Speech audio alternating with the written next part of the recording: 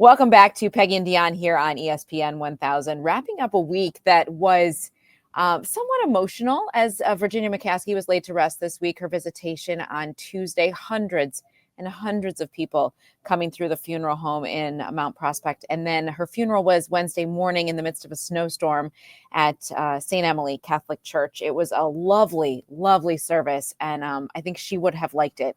It was subdued. I think the stage itself was so simple and humble and unassuming. And I think that's who she was. I was struck, Peggy. She never wanted the spotlight, right? And of course, her funeral, a day where she deserved, like the whole family deserved that spotlight. There was this massive snowstorm and all this news going on, and it ended up not being in the forefront. And I think she would have liked it that way. But wow, am I learning what a remarkable person she was beyond her role with the Bears. Yeah, I was struck by the number of people on social media who were surprised at all of the former players came in from the 85 Bears to Lovie Smith and Brian Urlacher and all of his teammates that came in. And then you see Roger Goodell come in as well with some of the other NFL owners. And I think that the reason people are so surprised is because when you're here in Chicago, you're just so used to having to complain about ownership with the teams that you don't realize the level of respect that so many people have. And when it came to Virginia McCaskey, she was very much the reluctant owner, and yet she accepted her role and really kind of did what she thought her father would want her to do and tried to carry on the team with the best that she could in his name, in his honor, and doing things the way he would want things done. So I thought it was a really nice opportunity for Bears fans to see as well the respect that Virginia McCaskey has and had across the league. And there were no cameras, of course, allowed in the church, Peggy, but we were able to watch. And her grandson, James, stepped up there to open the service, and he introduced himself as the 19th and favorite grandchild. And in fact, every one of them during visitation had a name tag on that said favorite daughter, favorite great-granddaughter, like they were all her favorite. But what got me about that was what James said later. He said she knew each one of us. She was so intentional about people and connecting with them and had that unique connection with each person. And players felt that way too. The way she paid attention to their spouses, their children, remembered, her brain was so sharp. She remembered so much. And then to also have had the experience of seeing all but 30 some odd Bears games she had seen, like she had been alive for. It's remarkable that she remembered all of that. And it meant so much to her to be a part of the team the way she was. It's interesting that you brought that up because I pulled up the interview that, many of us all had the opportunity to talk to her at the Bears centennial celebration. And I asked her a question about, having 11 children and me coming from a large family. I understand you're never supposed to ask about who's your favorite. I said, but in all these years with the Bears, who is your favorite player? And it was a really long pause. And I said, you don't want to say? And she said, no, I'm remembering. And she was getting choked up because her favorite player is indeed Brian Piccolo. And it always made her get choked up whenever she talked about him. Yeah. Oh, yeah. And you knew that bond that she shared with the players and especially with him and also with Walter Payton, and the way that Jarrett has talked about how she really embraced their family after his passing. And just, she was more than just the owner of the Bears. She was such a big part of the franchise and of the community. Yeah. I talked about how you and I have both interviewed Mrs. McCaskey. And someone else has interviewed Mrs. McCaskey, who is joining us. And we are so, so honored to have Jane Goodell joining us. Many people don't realize, Jane, thank you so much for joining us, first of all. This is really kind of you to take the time. No, are you kidding? My favorite topic, VMAC. When I reached out to you and you responded with VMAC, I just started laughing. I said, that is such a Chicagoan to have a nickname like that for Virginia McCaskey. Yeah, I don't know how she she felt about that, by the way. I want to properly introduce you because I don't know if our listeners and our viewers know exactly who you are. While many may know you as the wife of NFL Commissioner Roger Goodell, others here in Chicago also know you as Jane Skinner from Chicago, from Lake Forest, growing up in Lake Forest. You went to Northwestern. You graduated from the broadcasting program at Northwestern. You worked at Fox News. Your dad, many people remember, under H.W. Bush, he worked for the president as his chief of staff and transportation secretary, Sam Skinner. And now look at you, First Lady of the NFL. No, that's always Virginia, always.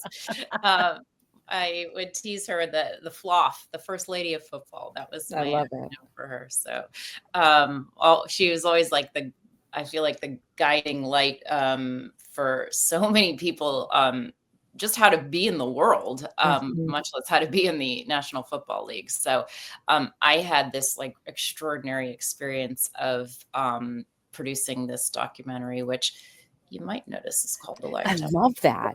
I love that. Are those for sale? I want a sweatshirt that's Hello. that's so cute. Well, I actually gave each of the owners, I profiled 4 female owners who are all in their 80s and 90s a few years ago for the 100th anniversary of the NFL. And I gave each one of them one of these. And actually one of her granddaughters said at the viewing the other day, "Where is that?" So they might be fighting over it. I don't know where she put it in a safe space, but it was like such a blessing for me to be able to talk to them. But, Don Pearson, the great Chicago reporter, said in the documentary, like, she's watched more football than anybody alive today. We did this in 2018, 2019. I don't think she even knew that when we told her that. And she said, maybe, I don't know, but it had to have been true because everyone else had passed away. And her first, you were talking, Dionne, about her memory. Never in my life, I've interviewed a lot of people. Never in my life have I interviewed anybody with a memory like that. We sat down at Hallis Hall. She sat for 2 hours and 50 minutes for this interview. Wow. Her son, George, kept coming and he came in 3 times and said, "Mom, you want to go to the bathroom? Mom, you want to drink water? Mom, you want to take a break?" "No, thank you. We're good." And she just recited, and we started with, "What else do you start with Virginia McCaskey? What's your first memory?" And she said, 1927. I was 4. I was in the box at Wrigley Field where we played. I was with my mom watching the game. Extraordinary. And then she could tell you, because she had been sending texts or writing down in her notebook the previous week's game, right? So she was on it from the very beginning, and that continued until she passed away. Nobody was a bigger fan of the game. I learned, as I like to say, I learned that the hard way, when you would be in the stadium with her and you make the mistake of saying, "Hi, Mrs. McCaskey." She's watching the game. So anyhow, so it's just I don't even remember what you asked me. See, I get off on this.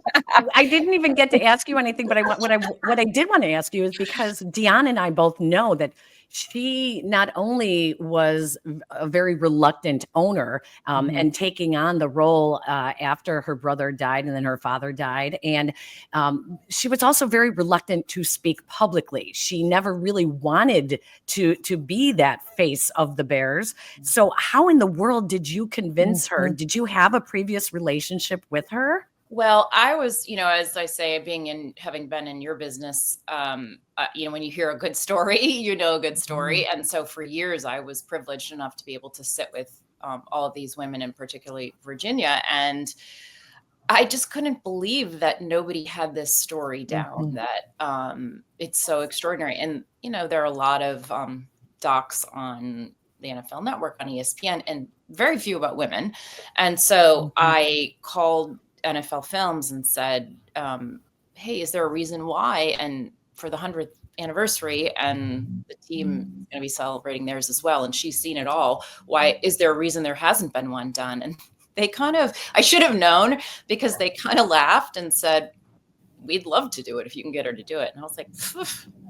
So I sent her, what is famously now, she likes to email, and she would always sign it from Virginia's iPad. And so I sent her an email, and I was so careful about how I worded everything and making sure I knew, because I knew she wasn't going to want it to be about so much about her, but like about the team. And this would be great for your family and for the league to have for posterity.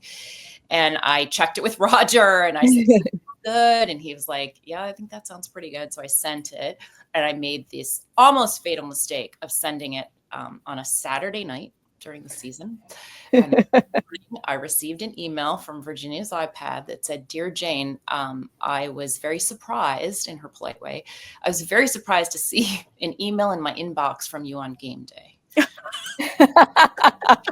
And Roger said, "Oh, you're dead." No way. She'll never do it. And I was just embarrassed that I didn't even think about it. I was so nervous. Anyhow, so it was the beginning of a long process. And she basically said very politely, very succinctly, "No, thank you. I have no interest in talking about myself. I did nothing. But thank you." So it took a while. I know for a fact, was annoyed with me many times for being so persistent. And then I reached out to Martha Ford of the Detroit Lions, thinking maybe if Martha does it, they're friendly, then Virginia would see that she might want to be interested. I originally had the idea of doing 4 separate documentaries: Normal Hunt of the Chiefs, Pat Rooney of the Steelers, these 4 kind of legendary franchises, and all those women who had seen decades. And just to watch the growth of this like purely American sport is fascinating. And I got a lot of no's, all 4 no's. I got a lot of crickets. And so I went back again, and finally Pat Rooney, who was just the best and like salt of the earth, said to me, and she always had great advice for me. She was like, "Oh, what if I feel bad for you?" And basically stop. What if we all do it together? Would that, maybe we can do that. So we started out, so I kind of picked them off one by one, with Virginia being the last. And so I came to her and said, "I have 3 yeses, 3 kind of yeses. And what if we just do a panel at the annual meeting, and then we see how it goes?" And she was like, "Oh, I have to kind of feel like I have the pressure." So we did this panel at the annual meeting, which the funniest story, and I will make this quicker, but the funny story is it was just supposed to be kind of for spouses or other executives who weren't in the owner's portion, the exclusive portion of the meeting that morning.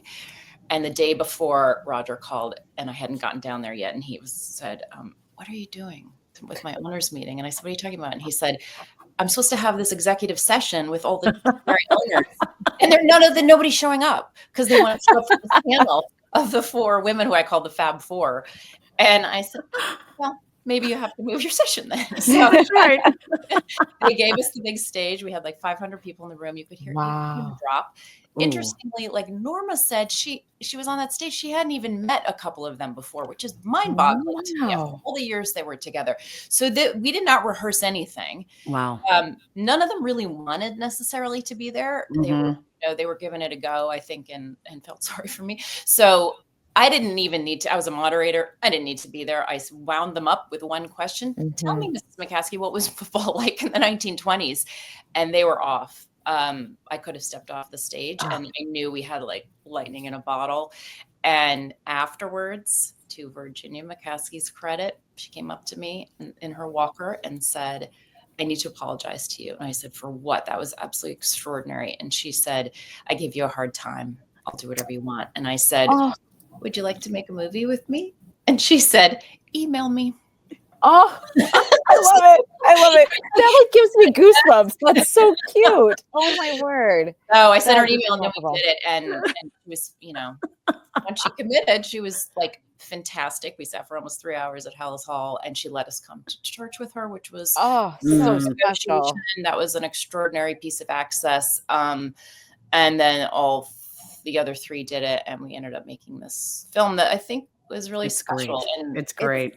It's so, Jane, it's so good. I was watching it last night, and I was struck by these women, mothers, all of them. I was telling Peggy, they all had so many children, which is really hard for me to like grasp that, and then balancing what they were doing. But what I learned was that those 4 women truly care so much about the game that they are part of the foundation that we now stand on as the most popular sport in the world. It's remarkable that no one had done the story before.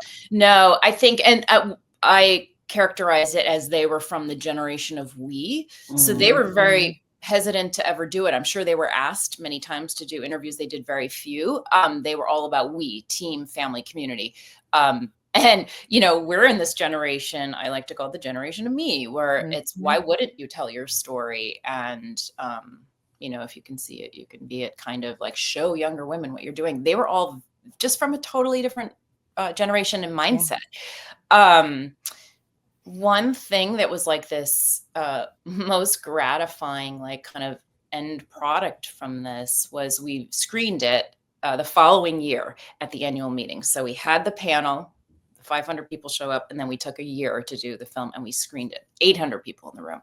Wow. And Mrs. Rooney, Pat Rooney of the Steelers, came up to me that night at the dinner after the screening. And she said, and she didn't say it with any animosity, anything. She just said it as such a fact, like she was so curious about it. She said, I've been going to these annual meetings. I think she said something like 59 years. Oh my gosh. And she said, nobody's ever really come up to me for me. And she said, people just want to talk to me about my story because they saw the film and they're so fascinated by what I've watched and lived and what I think about the Steelers. And I thought, wow, I didn't expect that. She didn't expect that. And I think all four of them, I hope, really felt like they were happy that they did it in the end. And it's such comfort in the community of the four of them doing it together. And they had such good laughs. So it was very special. And I learned so much about being grateful, and those, I like to call them the quiet badasses, right? Totally. Gosh, I love that phrase. To your point also, people might think like Martha Ford had to deal with that when she took over the team at 88 years old and the media was brutal to her. Like, how can an old lady run this team? And she was like, what are they talking about? I've been prepped for this. We talked about this, I've been doing this all my life. Bill and I prepped for this. And she fired the coach, fired the GM at 88, but they are very competitive. They want to win just as badly as all of us want them to win, our teams to win, and extremely great students of the game of football and love it. So, I love it. I love it. Jane Goodell is joining us here on Peggy and Dionne on ESPN 1000. Jane, we have something in common because when I sat down with Virginia McCaskey in her home in Des Plaines like 25 years ago for an interview, she corrected me immediately when I asked her about Michael McCaskey, her son. It was right around the time when she had to basically remove him as team president. And I asked her about how difficult decisions like this were for her personally. And she said, Peggy, we discussed this before. No questions about Michael. And just very matter-of-factly. And then fast forward at the centennial, when we were all able to sit down with her individually, I said, Mrs. McCaskey, it has been 25 years since we sat down and did an interview. And she said, well, you know why I did that interview with you? Because my son Brian told me to.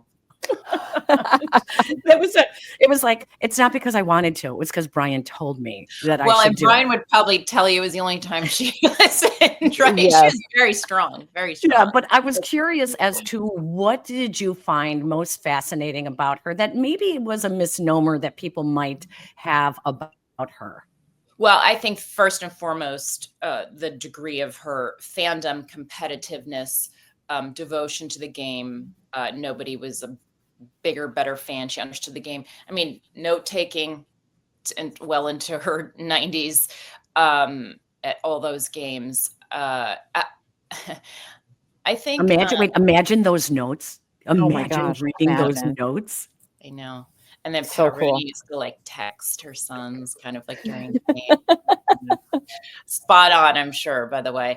I think it was just generally, I don't want to say this to speak for them, but I felt like, they've seen a lot change in society over the years. They were in it, but being a woman, I don't have to tell you about two of you being a woman in sports, people assume a lot of things. And I think I just found that she's the most thoughtful, polite, kind, like, I think her grandson said at the service, she enters the room, she's always present. She's very extraordinary, especially this day and age. But really that they didn't really, and I don't know, it's not anybody's fault, but they just didn't get the respect maybe that they should have for how additive they were to these teams and to the sport. And that was what I tried to do with the documentary. And the hard part is getting that out of them. They're not going to say it themselves. So it's just trying to find other people to say it and show by the examples. And I'm not even sure that we got it fully in the documentary. I'm sure there are things that they did that we'll never know about. But just to be the strength there, and they're older women, and because of that, people might be dismissive of them. And I didn't love that. So show them in a different light. So what do you mentioned some like these young girls who could look up to them, young women who could look up to them. What do you hope that they see in these remarkable lives that are foundational to football? Well, now we have so many more female owners now, which is great. And I think all of them are looking up to the four of them, as the kind of the quiet leaders in this. I just think the confidence, Virginia, I think you alluded to, her father, she said she didn't want this job, but then her father put it in his will, that tiny paragraph. And by the way, she recites like whatever it was, 9A or whatever it was, section in the will. Virginia will have final say in football matters. And she saw that and said, I'm in. And I think that gave her, till the day she passed away, such confidence and strength from that. So I think other women will see that you're put in these positions for a reason, because you're capable of it. There is a lot of noise that you're, still dealing with, all these decades later, but they all seem to be able to tune that out. At least to a major extent. I'm sure there were many hard days, but to kind of like, she always had that to go back to. That was her, that little paragraph was her source of strength. So I think that the younger owners, current owners, and future owners will kind of feel that way, that this is my place and I'm going to, go forward, and we're going to have good years and bad years. And it is what it is in the NFL, but you kind of just persevere. Especially she took over the team when she was later in life. I think that's what is so fascinating. She had her children, she raised her children, and then suddenly at like 60 years old, she is thrust into this role that I can't even imagine how many of us don't even think about at that age, changing and starting something so drastically different that you now take over. I found that the most fascinating thing about her. But at the same time, she went to Drexel University. She went to college because she wanted to be a secretary to her father. She wanted to be closer to him. And she knew he was so busy with football that if she became his secretary, that would be her way of being closer to him. So I just found her to be a very fascinating woman, to be able to carry on within everything that was important to her and yet still do what her father wanted her to do. So they were, I think, extremely close. She was very close to her mom. And the most fascinating thing too, which I did not know this when I asked the question, I said, did you, learn the game of football by osmosis? Kind of, you watched your dad, week after week after week sitting in all those stadiums. And she said, no, in her quiet way, my mother taught me the game of football. That's what? I love it. I love that. Yeah. Oh so, my gosh. It was kind of, that's also that's a whole nother story, right? Yeah. Power of mothers and all of this. Sports. Well, I think I read, Peggy, an interview you did that you said your mom was really the athlete in your family. My boys in your family, all the brothers. Totally. I had 7 brothers, and my mom was the oldest in her family. She was the White Sox fan. She played high school basketball back when it was 6-on-6. My dad was a cheerleader. My mom was the athlete. That is funny. So yeah, like I totally picked it up from my mom. I mean, my mom was the one who got a technical at my 8th grade basketball game, sitting in the stands. Oh my gosh. I know. So I mean, Resurrection High School, the Northwest Side.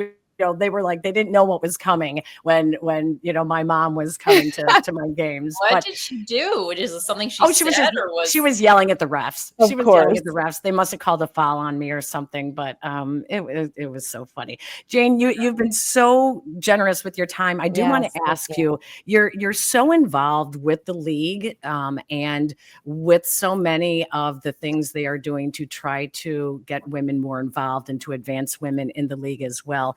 So I'm curious. I asked Mrs. McCaskey this in our interview, and I'll ask you as well. Where do you think women will be in 10 years in the NFL? Oh, I wish I knew. I did actually a second project two years ago, 3 years ago, maybe, on Peacock, NBC, with NFL Films, called Earning It. The league's forward progress, which actually was another story that I was watching unfold and nobody was chronicling. And that is that a woman named Sam Rappaport, who was a former tackle quarterback, which I did not even know there are so many vibrant women's tackle leagues in this country. And she was working at the league, and she and Roger were doing a flag football tournament at our high school football field, and for some young kids. And at the end of it, this was about 8 or 9 years ago, he said to her, "Hey, Sam, what's up? Like, what's going on?" She said, "Well, Commissioner, I have a dream." He said, "Lay it on me." And she said, like, she'd been an intern at the NFL. She'd been around for a little while. And she said, "I know all these like super smart women in football, and it's not like their door is blocked for them. There's just no door for them to go through and apply, because nobody ever thought about it." And to his credit, he said, "I didn't know that. Call me Monday." And she called, which is a good lesson for everybody. She called with a plan on Monday and said, "This is how I could see it happening." So she created a pipeline. So now, I think this past season, there were 15 female coaches. 6 years ago, I don't think there were any. 6-7 years ago, there are now, I think, 4, maybe more, coming NFL officials on the field. Sarah Thomas being the first, the one you always see with the long blonde ponytail. Yeah. Cap.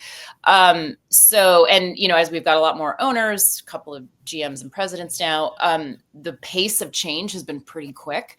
And so I don't know. It's very, Sam and I talk about it a lot. Like, it's hard to predict. There will definitely be ups and downs, which, like with anybody in football, right? Coaches are going to get fired. They're going to move on. They're going to change teams, that kind of stuff. They're going to have rough seasons. It'll be harder on women because they have such a spotlight on them. But I think the pace of change is very encouraging. Will we see in 10 years a female head coach? I don't know. Maybe. We've got the right person. It's all, as you guys know, it's all about the magic sauce, right? Is there fit, somebody's mentoring somebody, and then they end up in the right system, and it works? I don't know. But it's certainly, Jennifer King is one of the original pipeliners. Yes. Now with theirs. So, and doing really well. So I wish I could have had a better prediction than that, but I'm hopeful that. Well, it's the good news is that there are now doors for them to be pushing on and to keep pushing harder and hopefully find their way through. Jane, this has been such a treat for us. Thank you so much. I'm like excited for what you might have up your sleeve next, what your next project might be. Well, if you guys have any ideas, let me know. I'm always like looking for more things to shine a light on. So. Well, have you turned Roger into a Bears fan yet? Gosh, it's funny. My last little quick thing is that, so I'm like a crazy lifelong Bears fan. My father is 86 and has same season tickets from 1972. Wow. So I was like a little girl in Soldier Field when there were only little girls in Soldier Field. And I have 2 older brothers. And so the 4 of us would go with my dad. Funny enough, on the mom note, my mother is, I would say, equally or perhaps the more devoted and intense Bears fan. I think I just realized recently, I think she gave me that 4th ticket as a little girl. She could have gone with me with a babysitter, but she was so generous that way. So, and so when I married him, I was like, I'm wearing my Bears shirt underneath my jacket. And he was like, "Don't take it off. You have to be." And then we had 2 daughters who, believe it or not, are not Bears fans. I don't know how that happened, but they each have their own teams. And then suddenly they were allowed to wear jerseys and cheer for their teams when But we went you, and said hello. So now I'm allowed to. Super Bowl Sunday this year in New Orleans, I wore my Walter Payton jersey to the game. oh, I love it. That is so fantastic. That's Well, awesome. next time you come home to Chicago, I would love to introduce you to an organization, Girls in the Game, which Dionne has been a part of it with me. I've been on the board forever, and I think you would be so proud of what these girls in Chicago are learning about sports and leadership just through sports. So thank you for being such a great Thank advocate you. for girls and women, and for yeah. Mrs. Well, McCaskey as well. Leadership that's what it's all about, right? They don't have to end up being coaches or players or athletes. They can just go on to boardrooms, and it's really a place owners. Owners. Let them keep being the owner. Yeah, I love Thank it. you so much. Thanks for joining us. Thanks, Jane. Thanks to you both. Good to see you.